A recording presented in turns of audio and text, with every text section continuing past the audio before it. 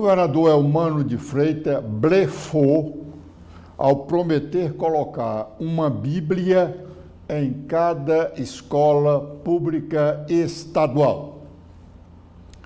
O artigo do Mário Mamed, médico, ex-deputado estadual, publicado no site Viu Mundo, antes de tudo, é uma advertência de quem verdadeiramente é amigo do governador.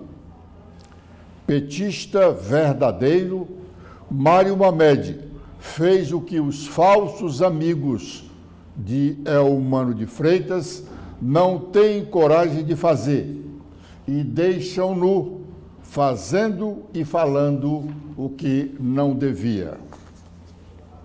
Está publicado no site Viu Mundo, um artigo escrito pelo ex-deputado estadual Mário Mamed, que em bilhete ao governador Eumano de Freitas, diz que a promessa do governador de colocar uma Bíblia em cada escola pública estadual é uma promessa, além de ilegal, imoral.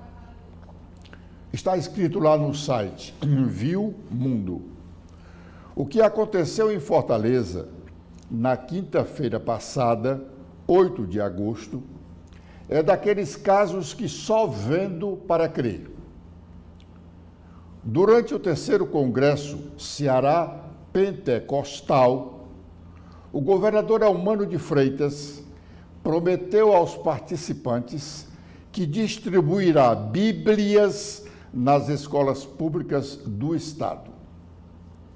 Foi na presença do deputado estadual bolsonarista, apóstolo Luiz Henrique. O médico cearense Mário Mamed escreveu um bilhete ao governador cobrando a laicidade do Estado. Diz lá o site, abaixo a íntegra do bilhete. Mário Mamed é ex-deputado estadual pelo PT de 1990 a 1994 e ex-secretário nacional de Direitos Humanos da Presidência da República entre 2005 e 2006. O título do artigo do petista é Um bilhete público só, governador do Ceará, por Mário Mamed. Aí ele diz, li surpreso, matéria divulgada neste dia 10, em jornal de grande circulação no Ceará, que o governador Eumano de Freitas comprometeu-se publicamente no Congresso Evangélico Ceará Pentecostal, que em atendimento a um projeto de lei 71/2002, que iria apoiar sua aprovação. Foi bastante enfático ao anunciar, está escrevendo aqui Mário Mamed. Eu estou aqui para dizer a vocês, entre aspas, é o que disse o governador lá, eu estou aqui para dizer a vocês, o projeto será aprovado. As Bíblias serão compradas e serão colocadas nas escolas do Estado. Fecha aspas. Prossegue o petista Mário Mamed. Ao ouvir suas palavras, o deputado pastor, ele não cita o nome, mas é o deputado pastor Luiz Henrique, chorou emocionado. Diante de tanta religiosidade dos dois políticos, tomo a liberdade de lembrar que na Assembleia um projeto não deve ser aprovado por vontade soberana do mandatário do Estado. afirma Mário Mamed.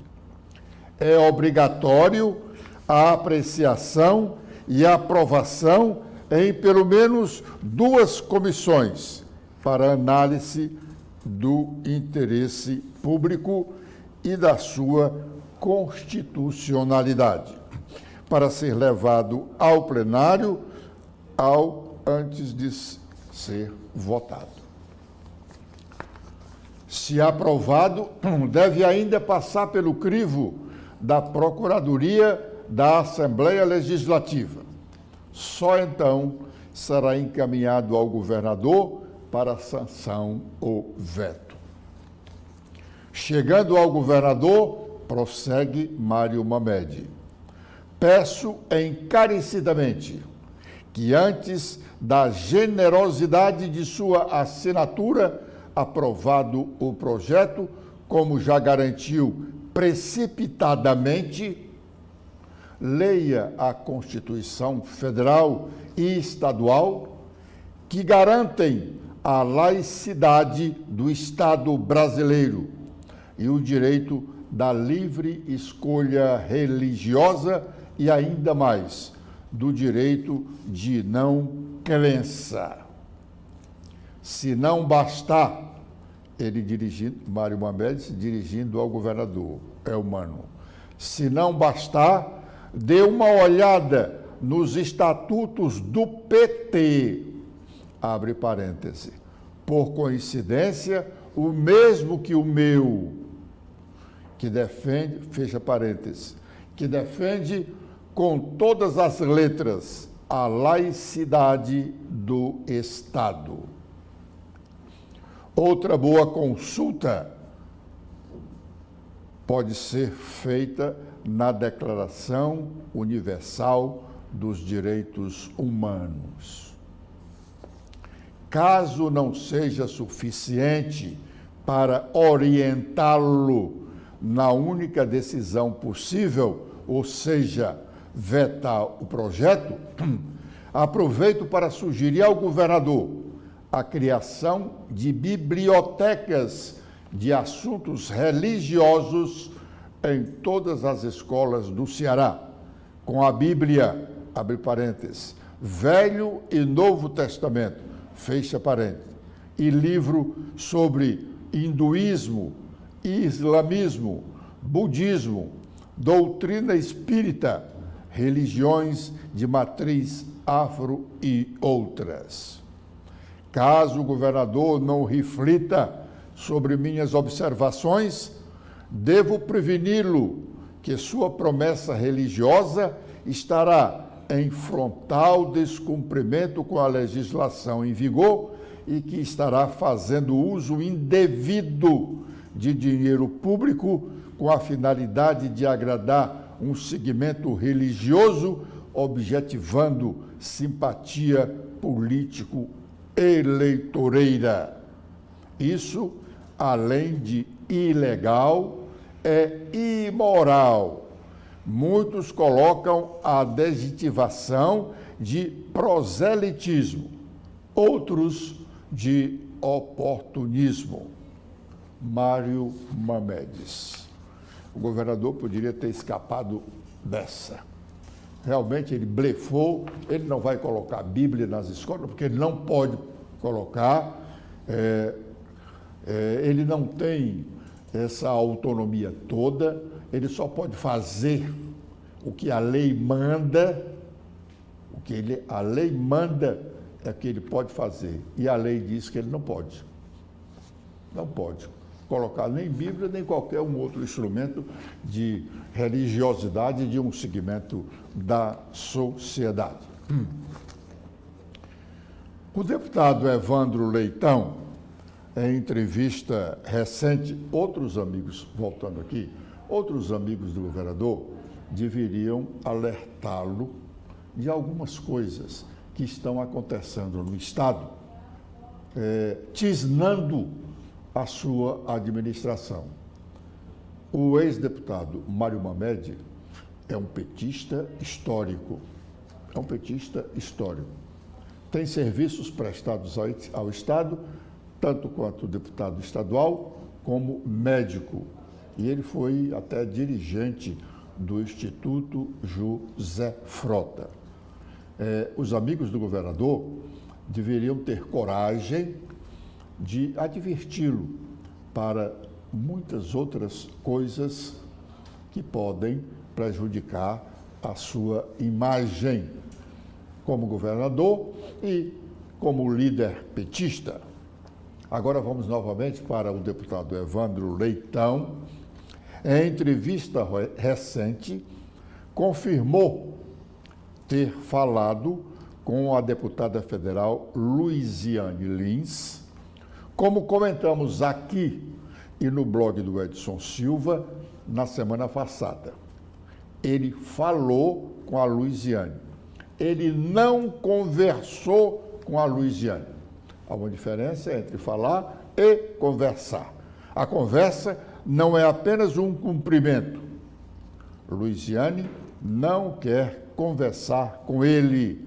E, ao contrário do que o deputado estadual e candidato do PT à Prefeitura de Fortaleza insinuou, ela não entrará na sua campanha, como ele disse que ela entrará na campanha no momento certo.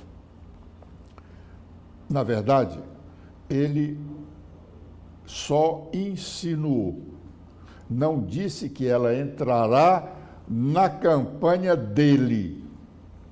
Ele disse que ela entrará na campanha no momento certo. Pois bem, ele não afirmou, mas insinuou que ela entrará na campanha dele. Ela vai entrar na campanha, como nós dissemos lá no nosso comentário da semana passada, aqui no blog do Edson Silva. E no segundo turno da disputa pela Prefeitura de Fortaleza. Se no segundo turno estiver ou tiver o candidato dela, o capitão Wagner. Luiziane não participará da campanha de Evandro, estando lá, como vão estar, óbvio, o ministro da Educação, Camilo Santana, ex-governador do Ceará, e o deputado José Guimarães. Leia o nosso comentário no blog do Edson Silva.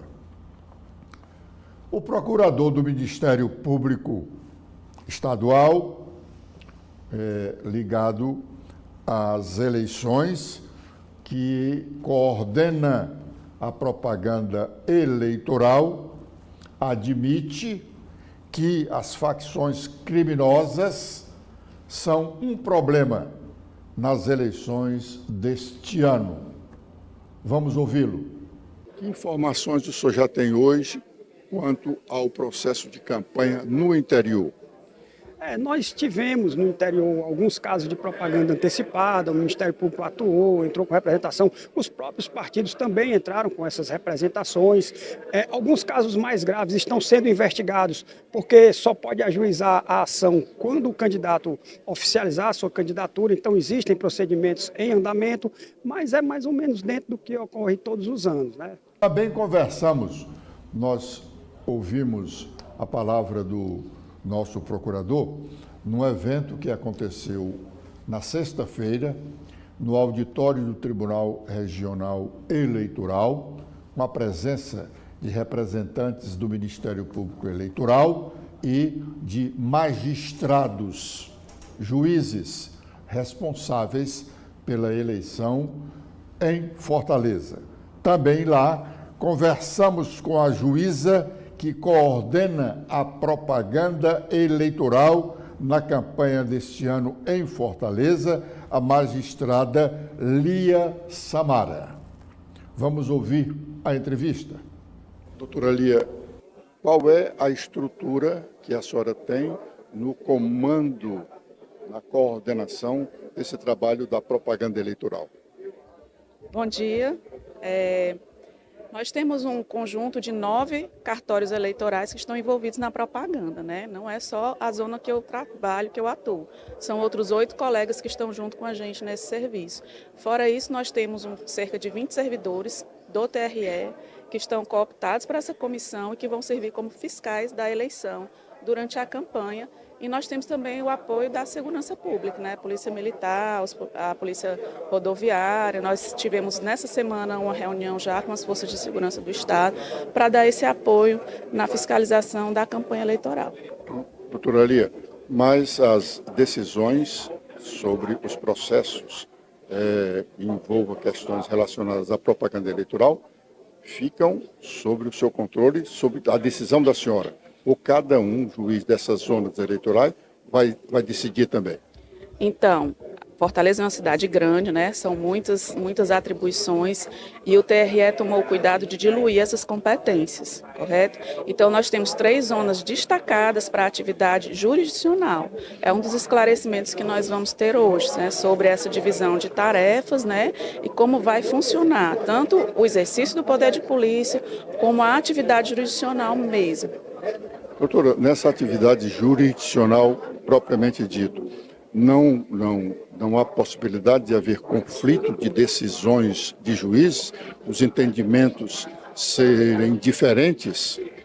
É uma excelente pergunta, né? Porque a gente está procurando sedimentar entendimentos para que não haja essa insegurança jurídica.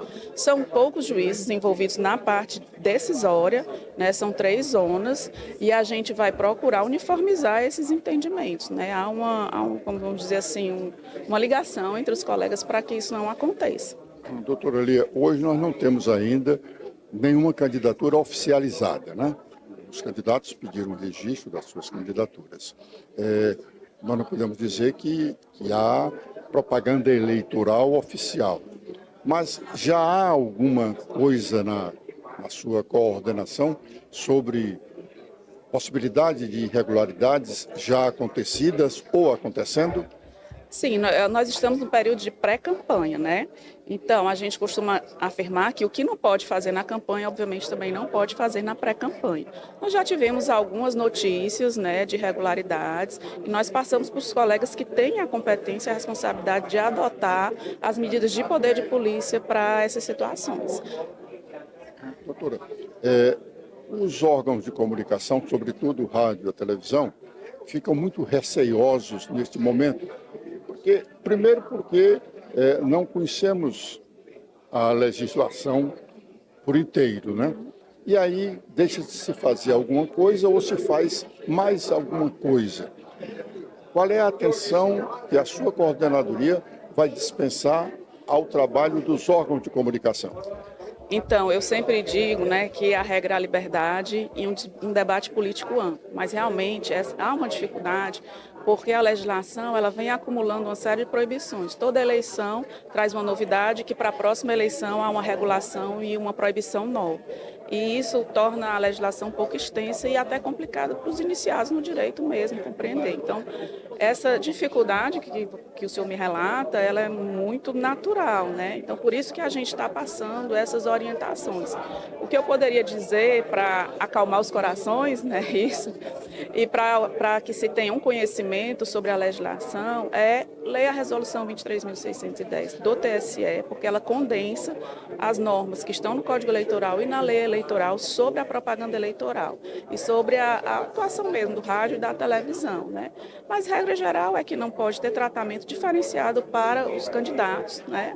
Isso aí é básico e seguindo essa norma e tendo sempre em vista que o rádio e a televisão são atividades concedidas pelo poder público, eles também têm um dever de isonomia, né, no tratamento dos candidatos.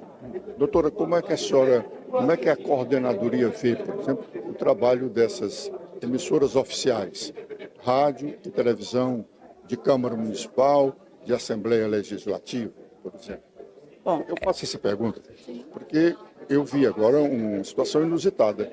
O site da Câmara Municipal de Fortaleza está dizendo lá que está fechado por conta do período eleitoral. Achei um absurdo isso. É um cuidado, né? Porque assim, a rigor não existe essa proibição, mas a legislação eleitoral prevê responsabilidade muito séria, né?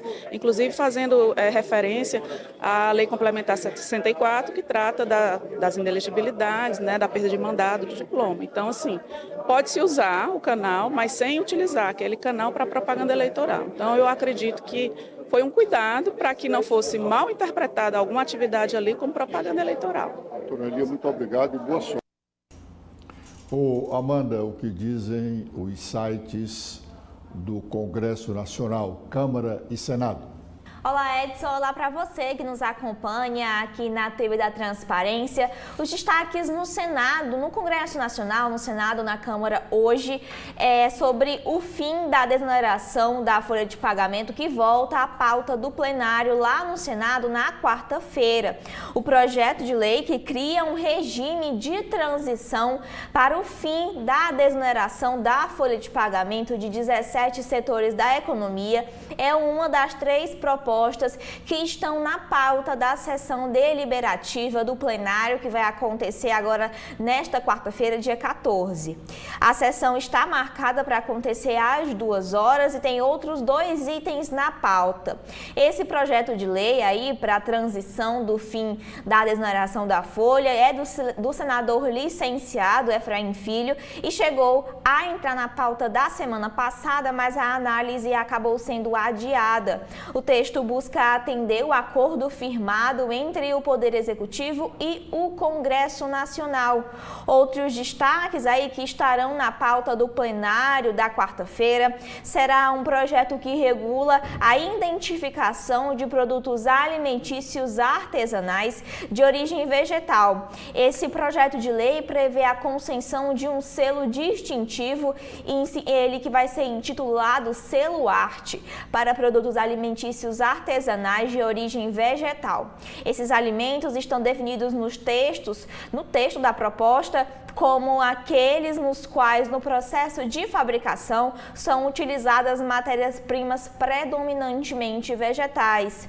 Outro item aqui na pauta da sessão do plenário do Senado na quarta-feira é também a última discussão sobre a proposta de emenda à Constituição que cria regras para as eleições nos órgãos de direitos dos tribunais de justiça dos estados. São necessárias 5 sessões para que a proposição que teve origem na Câmara dos Deputados seja votada em primeiro turno. A eleição para os órgãos diretivos vale para os tribunais estaduais, compostos por mais de 170 ou mais desembargadores em exercício efetivo, o que enquadraria atualmente os tribunais dos estados do Rio de Janeiro e de São Paulo. Outra pauta também no plenário de quarta-feira são que os senadores vão indicar os nomes que na verdade eles vão votar os nomes que são indicados pela Presidência da República para comandar as embaixadas do Brasil no Equador, na Argélia e em São Vicente e também em Granadinas. Antes, os diplomatas precisam ser sabatinados e os nomes aprovados pela Comissão de Relações Exteriores. Também no Senado é que a Comissão de Segurança Pública da Casa vai analisar um projeto sobre a venda de bens apreendidos, que é o tipo que também um deles é a lei que estende para todo tipo de crime as regras previstas na Lei de Drogas sobre venda e gestão de bens e valores apreendidos. Todo esse debate está dentro do projeto de lei 750 de 2022. A sistemática nesse projeto permite a alienação de bens apreendidos, executadas excetuadas as armas que devem ser recolhidas de acordo com a legislação específica, e essa alienação terá aí um prazo de 30 dias contados a partir da comunicação feita pela autoridade policial, de modo a impedir a sua deteriorização. A venda deve ser feita presencialmente por meio eletrônico, de forma a promover maior competitividade e assim facilitar a obtenção de um valor mais elevado. Também no Senado é um projeto que pode facilitar os investimentos em pequenas pequenas empresas. Esse projeto de lei 74 de 2024, esse é uma proposta que permite a micro e pequenas empresas receber investimentos de outras empresas sem perder os benefícios do seu regime especial de contribuição. Esse projeto de lei está em análise na Comissão de Assuntos Econômicos do Senado. Na Câmara, os destaques também são aí para as propostas em plenário, que a Câmara dos Deputados faz esforço concentrado para votar segundo o projeto da reforma tributária.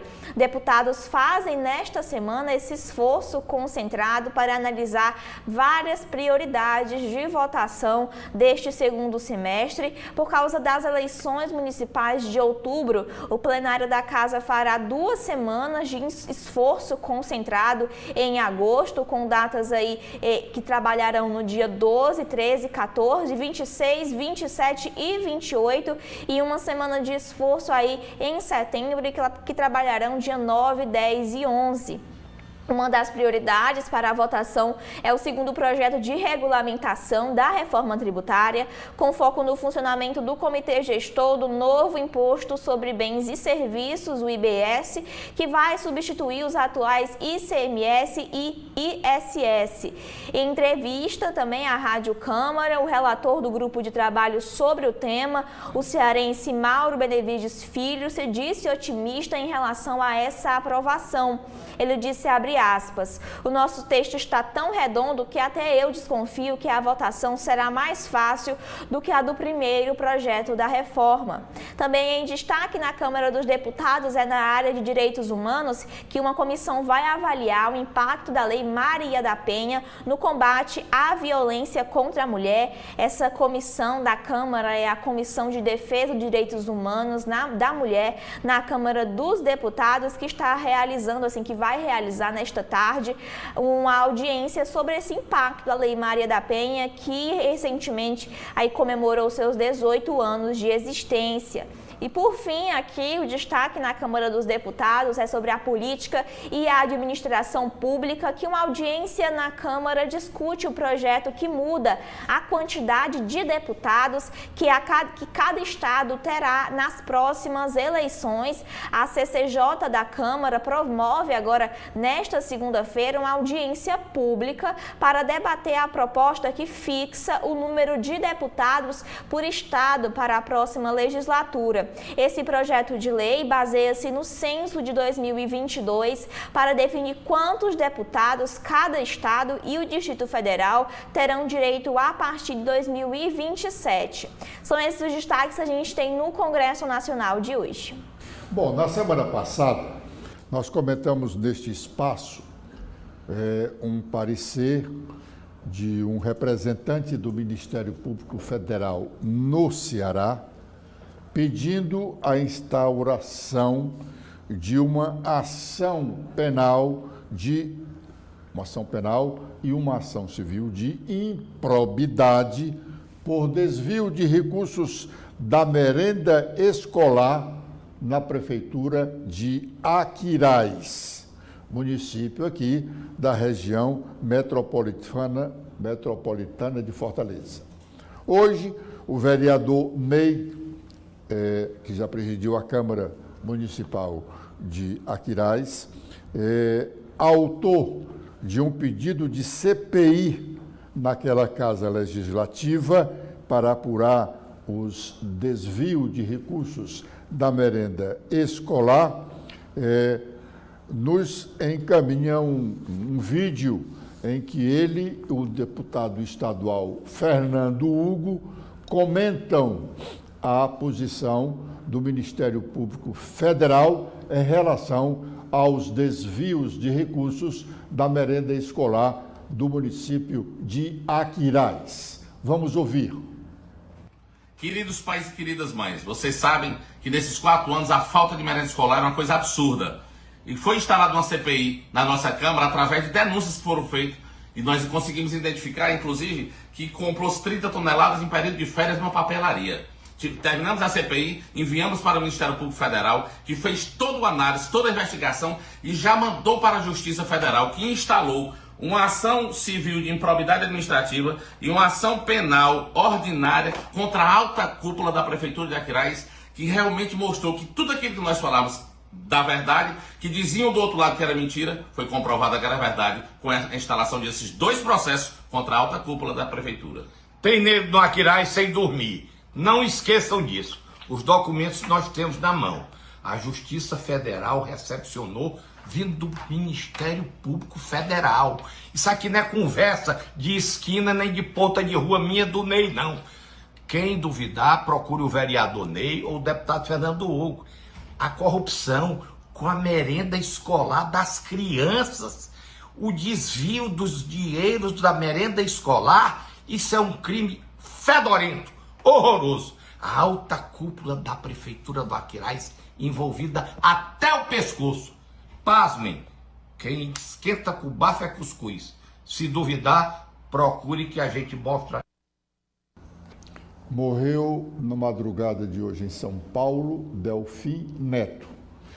Foi uma figura política expressiva no país durante muitos anos.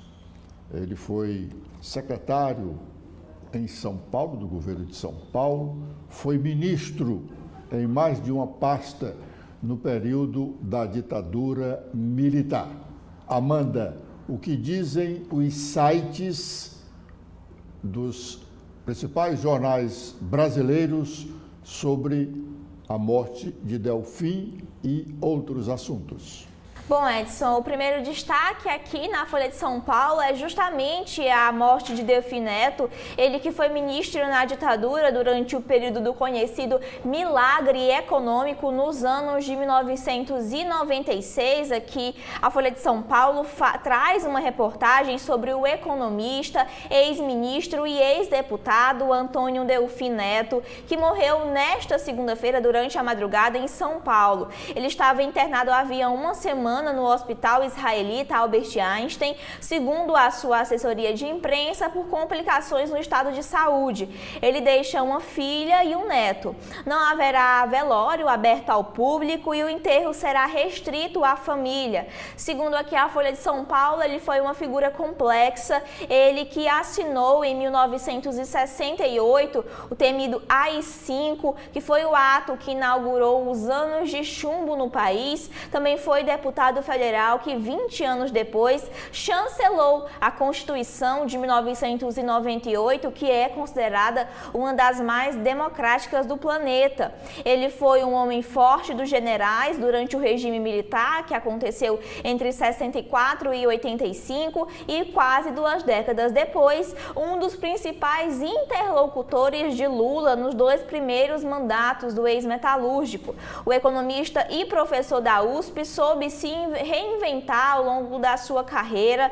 Ele dizia ter tido 3 vidas. O primeiro, um socialista fabiano, adepto do movimento inglês, surgido no século XIX e que defendia a implementação do socialismo por meio das reformas graduais. O segundo, o homem do governo militar, e no terceiro, o que contribuiu no fim da vida sobre as políticas sociais do governo Lula de 2003 a 2010. A sua projeção nacional começou em 1967, quando se tornou, aos 38 anos, o ministro mais jovem do país. Ele assumiu a pasta da Fazenda de Costa e Silva para deixá-la só em 74, no final do governo Médici. No período, ele ganhou uma fama de czar da economia brasileira. Nos 20 anos de ditadura, a Fazenda foi comandada por ele durante os primeiros 13 deles aí. E ele, alçado a esse cargo de secretário ao cargo de secretário da Fazenda de Laudo Netel em São Paulo, ele era descrito como um negociador habilidoso que demolia os argumentos contrários com humor e amaciava os seus críticos. Em sua primeira temporada como manda-chuva do governo, o país viveu entre 1969 e 1970 73, o período conhecido como milagre econômico. Esse período que as taxas de crescimento registradas na época eram superiores a 9% ao ano. Ao assumir o cargo, Delfim anunciou o tabelamento e a redução de juros e a ampliação de crédito para combater a inflação e acelerar o crescimento. Ele também aumentou o gasto público e incentivou o investimento privado nas indústrias. O Globo também aqui tem seus principais destaques aqui no site. Mira Leitão, que acompanha a economia há muito tempo, a jornalista escreve que o economista que marcou a ditadura e o político que falava com todas as correntes, falando justamente sobre a morte de Delfim Neto, assim como Lauro Jardim, que anuncia que vem aí o livro de memórias de Delfim Neto. Também em destaque aqui, justamente a manchete, é a morte do economista, que é conhecido como o homem do milagre econômico na ditadura. Ele morreu aí aos 96 anos. Ele que participou da reunião, como já falado anteriormente, do AI-5, que suprimiu direitos e legalizou os regimes. Também sobre esse assunto é o efeito sem causa. Sob Delfim Neto, o milagre econômico fez o PIB dar um salto, mas deixou um legado de hiperinflação. O ex-ministro refutava críticas de que seu modelo havia criado distorções. Também em destaque aqui nas páginas do site aqui do Globo é a disputa pelo poder sobre a briga da família Garotinho lá no Rio de Janeiro. Malu Gaspar escreve que a Polícia Federal usou acórdão anulado pelo Tribunal de Contas da União sobre relógio de Lula para atacar Bolsonaro. Bela Megali também fala sobre o ex-presidente Jair Bolsonaro, que integrantes do PL culpam Bolsonaro por perda de aliados para o PT nas eleições municipais. Sobre voos atrasados em relação aos acidentes aéreos que vem acometendo aqui o país, pane e problemas em pneu de avião interditam aeroporto em Florianópolis. Também em destaque aqui no site do Estadão é justamente a morte do ex-ministro economista Delfim Neto, ele que é um economista influente, ministro poderoso durante a ditadura militar e um dos principais conselheiros dos presidentes petista, aí falando sobre o presidente Lula, e de empresários. Ele estava hospitalizado no Albert Einstein desde 5 de agosto. O presidente Lula se manifestou sobre a morte de Delfim Neto e disse que foi um dos maiores defensores do que fizemos em inclusão social. Aqui, Delfim na ditadura, o de ministro todo-poderoso do milagre econômico ao definhamento com Geisel. E também aqui o destaque no Estadão de hoje é sobre o avião da Voepaz que caiu em Vinhedo, operava sem registrar todas as informações em sua caixa preta. Também em destaque são os Jogos Olímpicos e casa de aposta vence leilão de bronze olímpico por R$150 mil e devolve à brasileira que o ganhou. São esses os destaques que a gente tem nos sites de hoje. Os candidatos a prefeito de Fortaleza, André Fernandes, Capitão Wagner, Eduardo Girão, José Sarto e José Batista, já requereram à Justiça Eleitoral o registro de suas candidaturas. Os demais postulantes à Prefeitura da capital cearense podem pedir os seus registros até o próximo dia 15. A partir do dia 16, todos os candidatos, registrados ou não, podem já começar a campanha, fazendo a propaganda eleitoral nas ruas. Esses primeiros candidatos, eles pediram o registro, mas ainda não estão com suas candidaturas registradas. A propósito de registro de candidaturas, um telespectador aqui da TV da Transparência nos manda um comentário sobre um comentário que nós fizemos aqui ainda no ano passado. Nós fizemos um comentário ainda no ano passado, onde eu digo lá, essa leitora mandou aqui, inclusive, a cópia do áudio do comentário, dizendo, ela diz aqui no comentário dela, você previu certinho, o sobrinho vai ser prefeito e o tio vereador. Uma grande desgraça para os pacatubanos. Vamos lembrar o que eu disse lá no ano passado sobre essa situação lá em Pacatuba, um dos municípios da região de Fortaleza. Assessores do prefeito de Pacatuba, aqui na região metropolitana de Fortaleza, é Rafael Marques. Ele é vice-prefeito e está no exercício por conta do afastamento do atual prefeito, Carlomano Marques, por decisão judicial, posto ser suspeito, Carlomano, de desvio de recursos da prefeitura. Rafael é sobrinho de Carlomano e, recentemente, foi alvo de uma busca e apreensão determinada pela Justiça por suspeita da prática dos mesmos crimes supostamente praticados pelo tio Carlomano. Pois bem, os assessores de Rafael quer ser candidato a prefeito e tudo indica que será em 2024, pois a lerdeza e a leniência de representantes do Ministério Público, no caso de Pacatuba, permitirão que Rafael, o atual prefeito, e o seu tio Carlomano possam ser candidatos em 2024.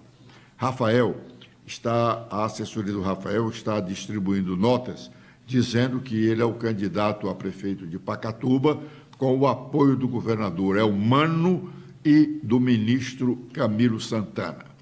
Isso é uma maldade contra o governador e contra o ex-governador, porque nenhum dos dois, sem dúvida, vai querer apoiar a reeleição ou a eleição de um cidadão que é hoje tido como corrupto, embora a Justiça ainda não tenha julgado o seu processo. Aliás, ao que me consta, nem processo existe. Tudo está na fase de investigação. O inquérito que já demanda alguns meses, muitos meses, já era para estar pronto, porque quando o Ministério Público pediu o afastamento de Carlomano Marques e o desembargador atendeu, ele devia estar fundado em razões que justificassem o afastamento. Por conseguinte, já havia sido feito alguma investigação. Portanto, não se justifica a demora para a apresentação da ação, da ação propriamente dito. Se os dois não forem condenados por um colegiado até a véspera da campanha eleitoral, até o prazo de registro de candidaturas, eles não serão atingidos pela lei que impede os corruptos ou condenados pela justiça criminal a participarem das eleições, que é a lei da ficha limpa. Portanto, o Ministério Público precisa sair dessa leniência e acionar logo a Justiça na ação própria contra Carlomano e seu sobrinho, o atual prefeito de Pacatuba. Senão, eles vão continuar limpo pela lei da ficha limpa e candidatando-se novamente. Rafael à prefeitura e Carlomano pode até ser vereador de Pacatuba. Pois é. Olha, esse comentário foi feito no ano passado. Não é adivinhação, não. é um conhecimento que nós temos da realidade. O Ministério Público faz uma festa no momento do afastamento do prefeito, como se o afastamento fosse uma decisão dele. Não é. O afastamento de um prefeito só se dá por uma decisão de um desembargador. Pois bem, ele faz a festa lá nesse momento e senta em cima do inquérito. Não adianta. Se ele não der início ao processo, à ação judicial competente, o cidadão fica livre lá. E aí, resignação dessa nossa telespectadora lá de Pacatuba é válida, é válida. Aliás, muitos outros cearenses deveriam protestar contra essa leniência do Ministério Público Estadual. Ela fez esse comentário, mandou esse comentário para nós agora, antes de ontem, porque o Carlomano Marques, que foi afastado da prefeitura e, algum tempo depois, renunciou ao mandato, porque não tinha mais condições de voltar. O sobrinho da mesma vice-prefeito, no mesmo caminho dele, também cheio de falcatruas, ficou lá na prefeitura, é candidato à reeleição. E Carlomano, como nós prevíamos lá no ano passado, é candidato a vereador de Pacatuba pelo MDB. Nós comentamos lá que ele, Rafael, estava dizendo que era candidato apoiado pelo governador Elmano e pelo ministro Camilo. Nós dissemos que não acreditávamos, porque é difícil de se acreditar que o governador do estado, sabendo como sabe da vida pregressa do ex-prefeito e do atual prefeito, se disponha a apoiar tal candidatura. O governador devia dar o bom exemplo, corrupto para lá, não ficar albergado nas asas do chefe do Poder Executivo. Com esta observação, nós encerramos a nossa participação de hoje do primeiro bloco de notícias aqui da TV da Transparência, convidando-os a continuarem conosco, porque já já teremos novas informações. Obrigado.